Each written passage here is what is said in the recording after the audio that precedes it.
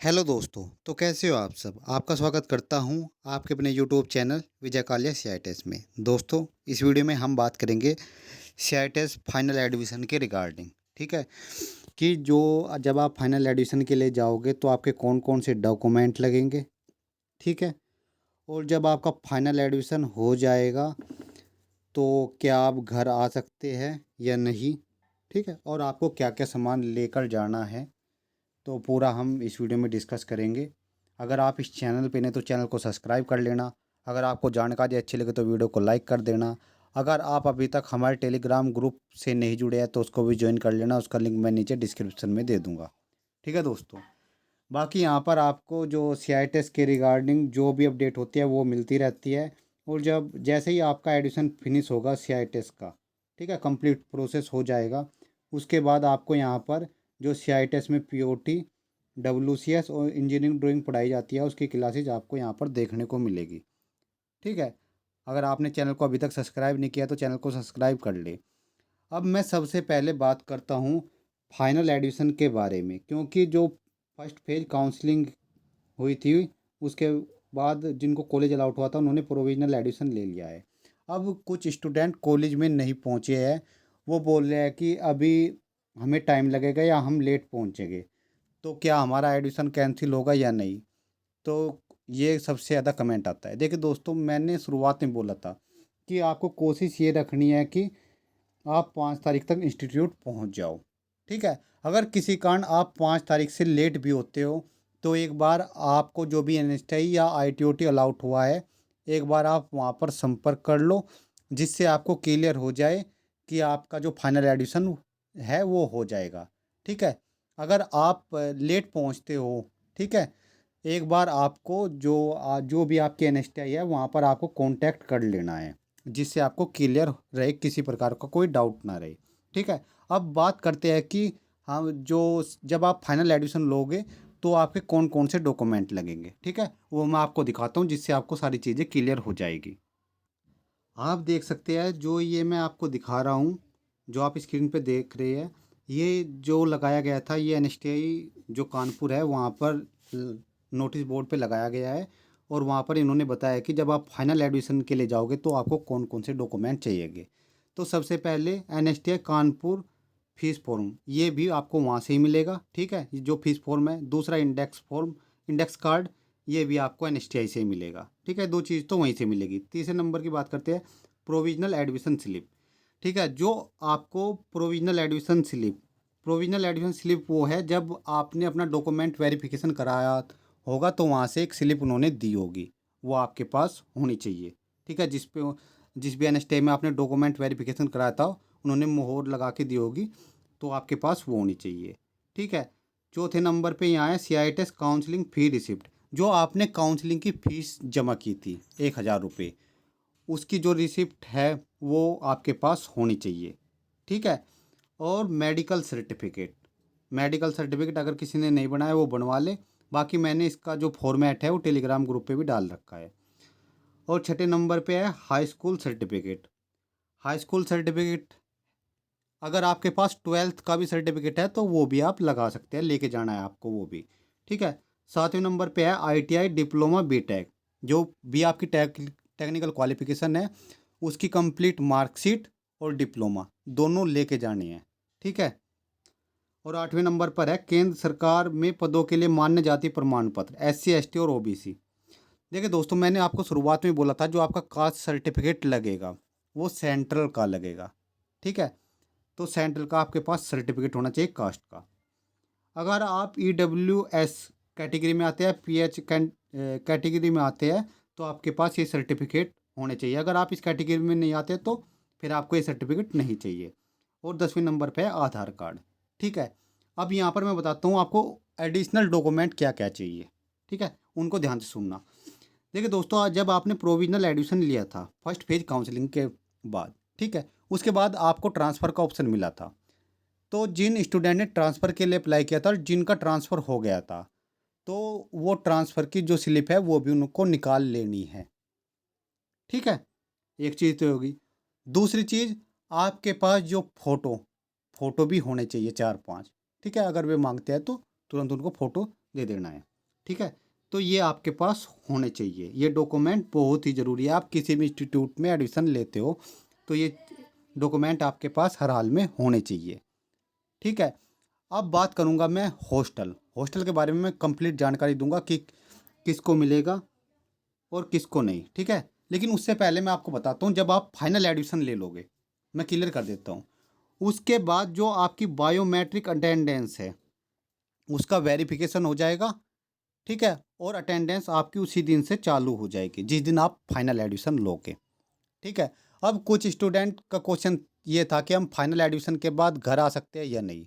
तो मैं आपको क्लियर कर दूं, आप घर आ सकते हैं, कोई दिक्कत नहीं है। लेकिन ऐसा नहीं है कि आप घर से 1 मंथ रुक के जा रहे हैं। अगर आपको 2-4 दिन का या कोई एग्ज़ाम है, आप उसके लिए आइए और वो दे के तुरंत वापस जो भी आपको कॉलेज अलाउट है उसमें वापस चले जाइए। क्योंकि दोस्तों, जब आपके फाइनल एग्ज़ाम होते हैं सीआई टेस्ट के, तो उसमें अटेंडेंस मांगता है 80%। अगर आपकी 80% अटेंडेंस नहीं है तो आपका एडमिट कार्ड नहीं आएगा। इस बात का आपको ध्यान रखना है। ठीक है, घर आप आ सकते हैं, कोई दिक्कत नहीं है। जो एग्ज़ाम है, कोई आपको कुछ काम है करके आप तुरंत जा सकते हैं। ठीक है, तो शायद ये चीज़ें क्लियर हो गई होगी। अब बात करता हूँ मैं हॉस्टल के बारे में। आप देख सकते हैं छात्रावास आवंटन हेतु सूचना 30 तारीख को इन्होंने ये लगाया था। ठीक है, ये एनएसटे कानपुर का है। इन्होंने यहाँ पर लिखा है, एनएसटे कानपुर में छात्रावास आवंटन के लिए छात्रावास में सीमित संख्या में कमरे उपलब्ध है, जिसके लिए निम्नलिखित बिंदुओं के अनुसार आवंटन किया जाएगा। इन्होंने बोला है कि हमारे पास सीमित ही कमरे हैं। ठीक है, उसी के आधार पर जो आवंटन है हम उसी के आधार पर करेंगे। तो इन्होंने यहाँ पर पॉइंट टू पॉइंट बताया कि कैसे करेंगे, तो ध्यान से सुनना है पॉइंट को। इसलिए सिर्फ एनएसटे कानपुर के लिए ये बात आपको ध्यान रखनी है। बाकी जो एनएसटे है उसके लिए मैं आपको बताऊंगा। पहले हम कानपुर के बारे में डिस्कस कर लेते हैं। इन्होंने पहले पॉइंट पे लिखा है, दिव्यांग जो परीक्षार्थी है को प्रथम अवसर दिया जाएगा। यानी जो दिव्यांग है यानी पीएच कैंडिडेट है उसको यहाँ पर प्राथमिकता दी जाएगी, पहली चीज़। ठीक है, दूसरा, छात्रों हेतु मूल स्थान से दूरी कितनी, 250 किलोमीटर या उससे अधिक। जो लड़का है, ठीक है, वो जो इंस्टीट्यूट है उससे उसके घर की दूरी 250 किलोमीटर या उससे ज़्यादा होनी चाहिए, तभी उसको इंस्टीट्यूट के लिए वो अप्लाई मतलब जो हॉस्टल है हॉस्टल के लिए अप्लाई कर सकता है। और छात्राओं के लिए क्या है, छात्राओं हेतु 150 किलोमीटर, जो गर्ल्स है जो इंस्टीट्यूट और उनके घर के बीच की दूरी है वो 150 किलोमीटर या उससे ज़्यादा होनी चाहिए। ठीक है, 3 पॉइंट हो गए। अब चौथे की बात कर लेते हैं।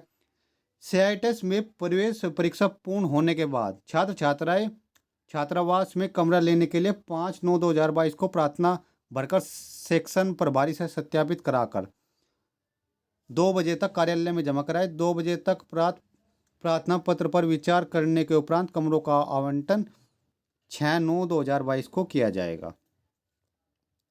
ठीक है, तो यानी जो आपको एनएसटीआई जो कानपुर है वहाँ पर 5 तारीख तक अप्लाई करना है ट्रांसफ़र के लिए।